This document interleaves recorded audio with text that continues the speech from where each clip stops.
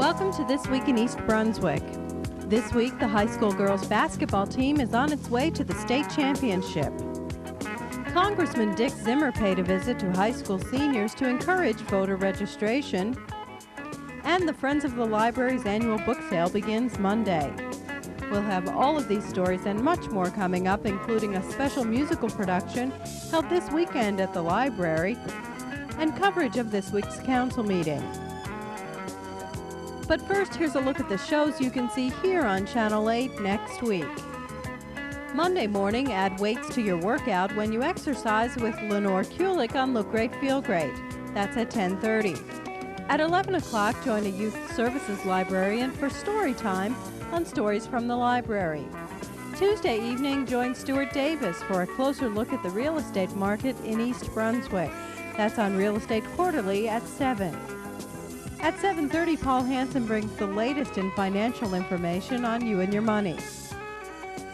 Wednesday, the focus of Spotlight on Education is technology in the East Brunswick school system.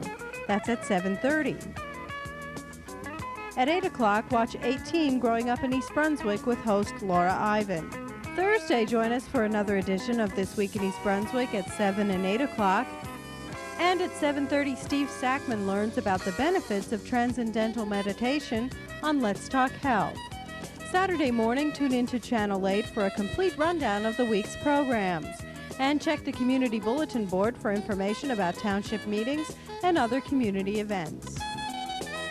Hi, I'm Amy Fisher, and today I'm in the East Brunswick High School auditorium with a very special guest, Congressman Richard Zimmer. Good morning, Congressman. Good morning. What are you doing in East Brunswick High School so early in the morning? Well, I've been invited to participate in this assembly to try to convince the students to register to vote. And because I think there's nothing more important in democracy than participating in democracy, I made it my business to be here. Were you surprised at the number of people here so early? Well, I think it's awfully encouraging to see this kind of enthusiasm. We hear all the statistics about how little voter participation we have and how abysmally low the participation is on the part of young people. I'm glad to see this enthusiasm, I'm glad to see this organized effort, because we really won't get better government unless individual citizens work at it. Now, you have been traveling around a lot in your district, which is very large. Do you find that you're one theme going through at this time? Yeah, well, people are very concerned. They're very frightened about the state of the economy. Either they've lost their job or someone they know has. Their house isn't worth what they paid for it. Sometimes it's not worth what their mortgage is on it. And so they are very concerned, and the economy is by far the number one issue in this state. Are you having more and more meetings within the district lately than before? Well, I've made it my business to have town meetings in the municipalities throughout the district, and it's a very sprawling district, including all or part of 7 counties. Some months ago, I had a town meeting here in East Brunswick, and I will be having others in the vicinity in the near future. Great. Well, we thank you very much for coming this morning. Oh, my pleasure. At the federal level, for instance, we're going to determine whether we deal with the environmental problems that are leading to the greenhouse effect and the warming of this planet, whether we are going to deal with the problems that are leading to the destruction of the ozone layer and making it more dangerous to be outdoors, whether when you are my age and you have children your age, you're going to be able to have any ancient forests in this country, or whether they're going to be all cut down by the timber companies, subsidized by the federal government, because the timber companies take an interest in government and you don't. There's going to be, whether you get a job when you get into the workforce, either upon your graduation from high school or college, is going to be dependent to a very large extent on the economic policies that your elected leaders follow. Whether or not you vote for them, whether or not you're involved in picking them, they are going to determine your future and whether you have a job. Okay, this is Dolores Meyhoff, who has been with the Social Studies Department since the inception of the IPPL program, and Lenore Kingsmore, who's one of the newest members of the Social Studies Department. Dolores, how long have you been teaching here? I'm teaching here for 25 years. and you have been really involved for all those years in getting students into politics. What do you see the difference between students between now and then? Well, actually, the 18-year-old right to vote didn't come about till 1971. I would say, unfortunately, that we have not been able to deal effectively with the voter apathy, much as we have tried. Somehow the 18 and 19-year-old student doesn't seem to feel as though it relates to them, and that's been our effort and continues to be our effort to somehow make it relevant to young people. They have so much power if they only got out there and exercised it, and that's what we're trying to do with this assembly and all of our efforts. One of your courses, the Institute for Political and Legal Education, certainly has students involved. That's the one course I think that really does get them. Yes, that certainly does, and I know what those young people do because we're still in touch with those people who are out there in the field, lawyers and activists in politics. And what we need to do is to be able to turn more people on to voting in the democratic process and involvement. That's the key for us. Eleanor, how long have you been here? This is my second year at East Brunswick High School. And you're the student council advisor as well as the social studies teacher. Why did you want to become involved in this whole political issue?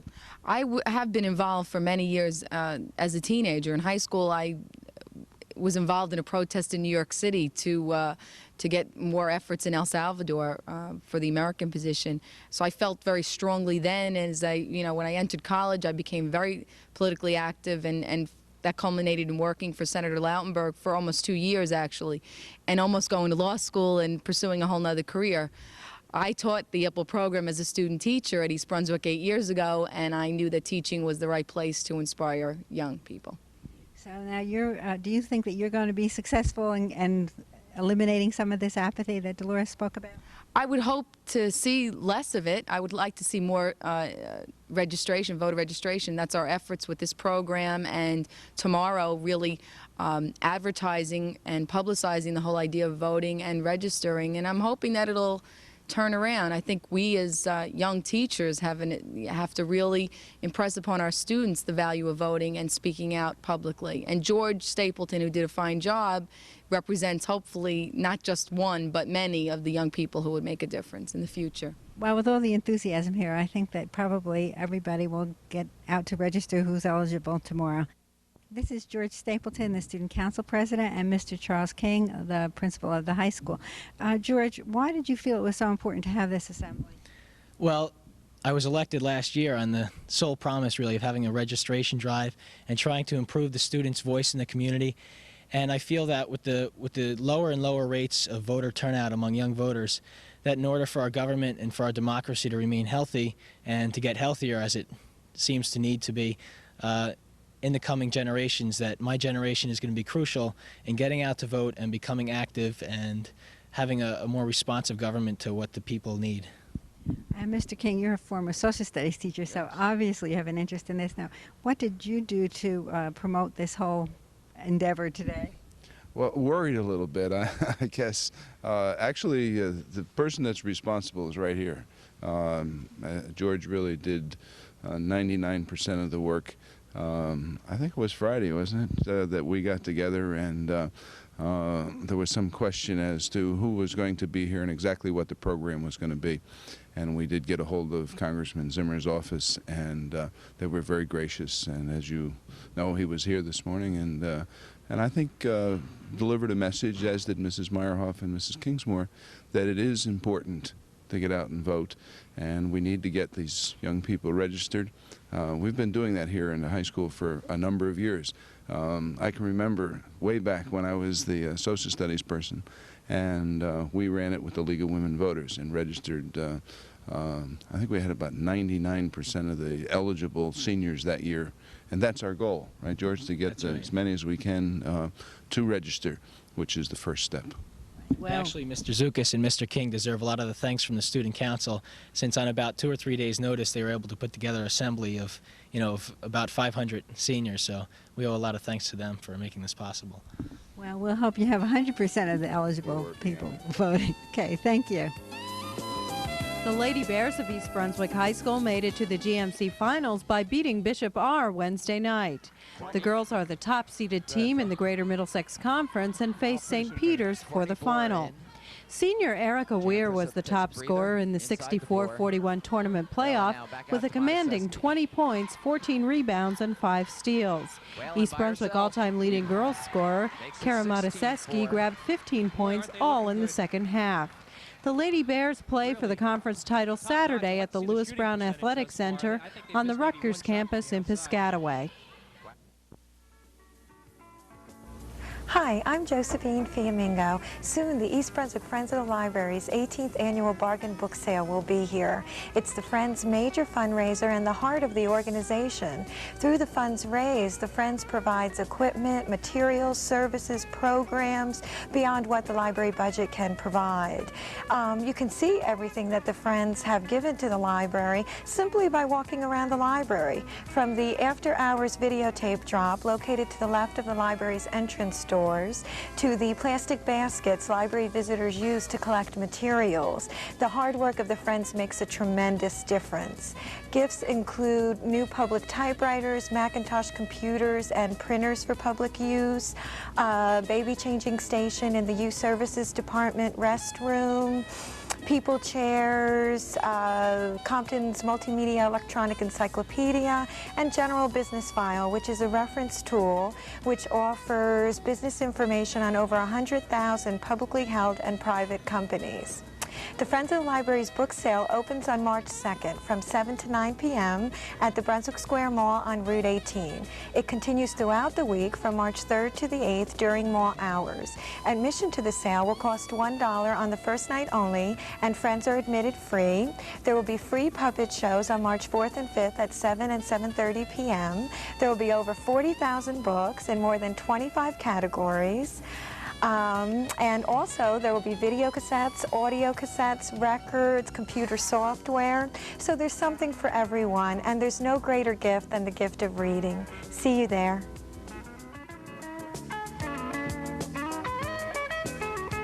Hello, I'm Dr. John Kopko, Superintendent of the East Brunswick Public Schools, and I'm here in the studio today with Hank Stankiewicz, who is our District Supervisor for Business, Computer Education, and Technology. March has been designated Technology Month in the East Brunswick Public Schools, and I know you and your entire department have been working very diligently in preparing activities for the month. Could you tell us something about those activities? Sure. Well, we know technology touches each and every one of us from the moment we wake in the morning till we retire at night. We've designed several technology activities to be done in each of the 11 schools in East Brunswick. For instance, do you know how an airplane flies or how food affects your body?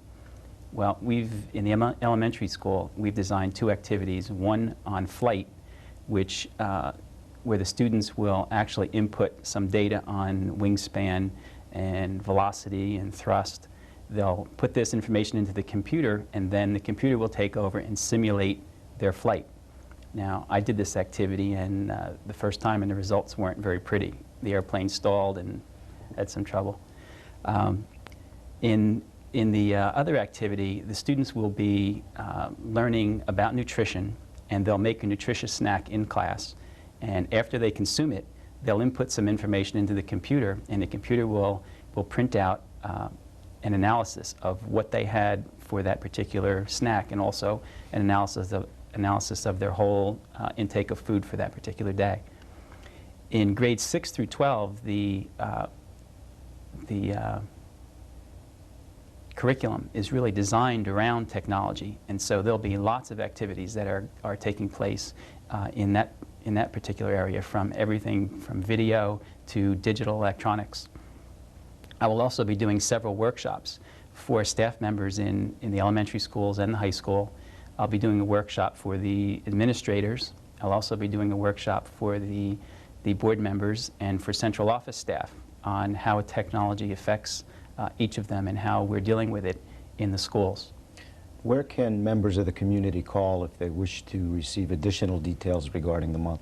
They can call my office at the high school, and the number is 613-6928. Hank, thank you very much, and I'm sure March will prove to be a very, very interesting and successful month for technology.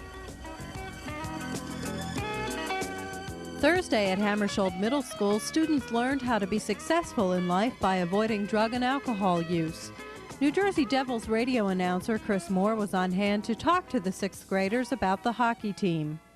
When you make the decision about drugs and alcohol, and your chance will come, and we know that we will not be there as adults, we just hope that you're thinking about the right things. And we're thinking about all you have to lose and how very little you have to gain by the abuse of alcohol and by drugs. As to education, you see a lot of our players up here talking about that.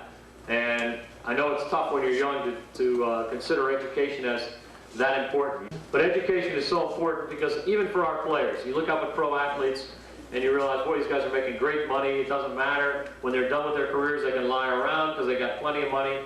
Well, believe it or not, no one wants to lie around. If you think that Peter Stasny is 35 years old now and is at the end of his career and is making probably $700,000 a year, is just going to say, well, I've made great money, I'm a millionaire, I'm 35 now, my career is ending in hockey, that's it for me. He's going to lie around and watch TV in the afternoon. That's not what he wants to do. These guys have succeeded. They have felt success on the ice or in business or anything else.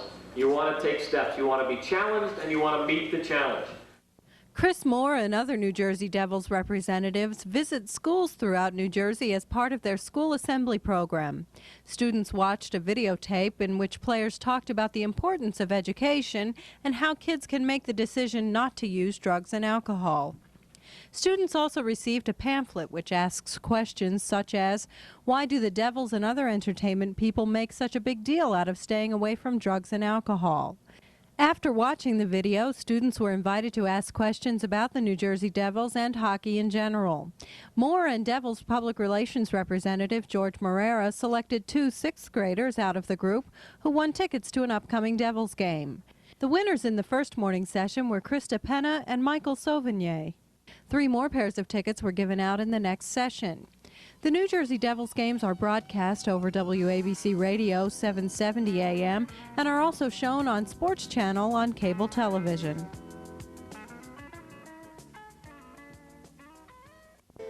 Fleur De Lis, including flutist Mary Schmidt, cellist Elizabeth Thompson, and harpsichordist Natasha Xavier, performed Sunday at the library.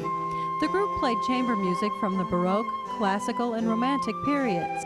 The concert was co-sponsored by the East Brunswick Arts Commission and the Division of Recreation in cooperation with the Rutgers Concert Bureau. The next cultural program sponsored by the township is scheduled for Sunday, March 29th. Bob Lippett will present films with a Jewish flavor, including excerpts from behind-the-scenes filming of Fiddler on the Roof. These Sunday afternoon programs are held at the library and are free and open to the public.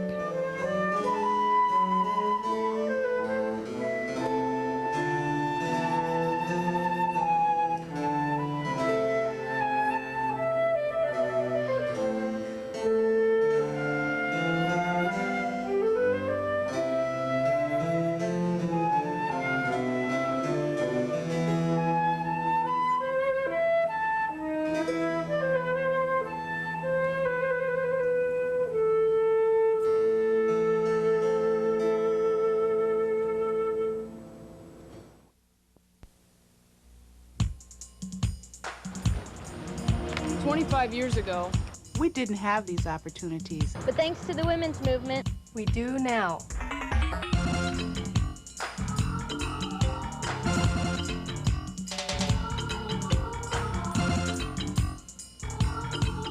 What opportunities will they have in the future?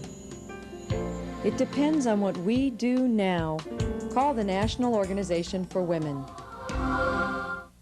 Did anyone notice that the mayoral picture of Township Attorney Bertram Bush was slightly more casual than its companions? The unveiling of the caricature brought a howl of laughter at the February 25th Town Council meeting. Welcome, Caesar. Also at Monday night's meeting, one resident suggested that the Long Range Community Advisory Board could be improved if the ratio of environmentalists to developers was changed. The suggestion met with criticism on Monday night. I have no objection to developers, real estate people, financiers. We're talking about volunteers. Volunteers, it's very hard to get volunteers. And actually, if we had to hire some of these people, it would be a great cost to the taxpayers. So, I mean, I wouldn't have any objection to that. Plus the fact that they are an advisory board to the council, an advisory board to the town. So no decisions are really going to be really made. They have reports, they have studies, and that works out to that way. In other business, Attorney Bush introduced the possibility of using a speakerphone. The phone hookup would be used while Councilman Irving Sporn is recuperating from his recent surgery. Bush explained that the council has a legal right to do it, but Sporn does not have a right to demand it. Although most of the council agreed with the idea in principle, they were tentative about specific rules of using the phone. Some of the questions centered on its use to establish a quorum or under what conditions a phone hookup would be authorized. However, because a previous councilman had used a speakerphone, it was agreed that there was a precedent. The only thing that I have somewhat of a problem with is precedent. As you know, I'm sorry, Steve. That's okay. As you know, we allowed it, in fact, under Mr. Hudak's tenure at that time for Mr. Kirk.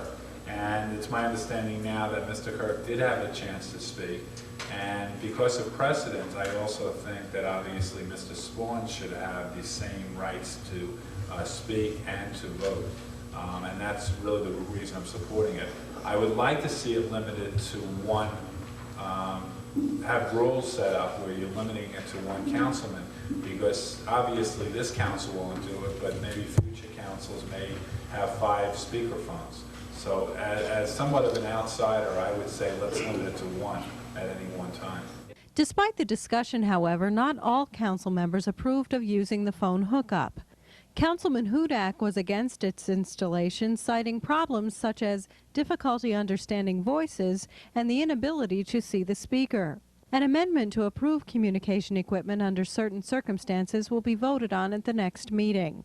That's all for now. Thanks for watching.